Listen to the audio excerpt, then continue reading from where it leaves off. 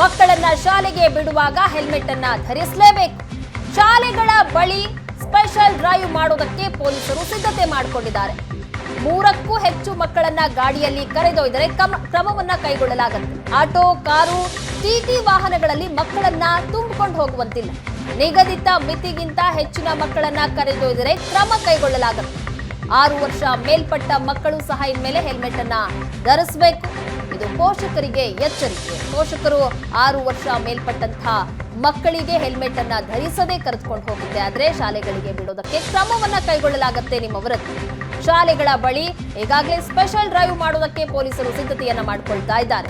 3ಕ್ಕೂ ಹೆಚ್ಚು ಮಕ್ಕಳನ್ನ ಗಾಡಿಯಲ್ಲಿ ಕರೆದೊಯ್ಯುವಂತಿಲ್ಲ. ಹಾಗೆ ಆಟೋ, ಕಾರು, ಟಿಟಿ ವಾಹನಗಳಲ್ಲೂ ಸಹ ನಿಗದಿತ ಸಂಖ್ಯೆಯಲ್ಲಿ ಮಕ್ಕಳನ್ನ ಮಾತ್ರ ಕರೆದುಕೊಂಡು ಹೋಗಬೇಕಾಗತ್ತೆ. ಸುಮ್ಮನೆ ತುಂಬಿಕೊಂಡು ಹೋಗುವಂತಿಲ್ಲ. ಹಾಗೇನಾದ್ರೂ ಹೋದ್ರೆ ಕ್ರಮ ಕೈಗೊಳ್ಳಲಾಗುತ್ತೆ.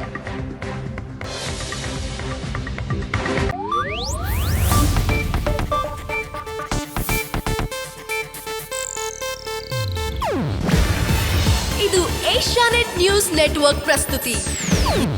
ನೀವು ನೋಡ್ತಿದ್ದೀರಾ ಏಷ್ಯಾನೆಟ್ ಸುವರ್ಣ ನ್ಯೂಸ್.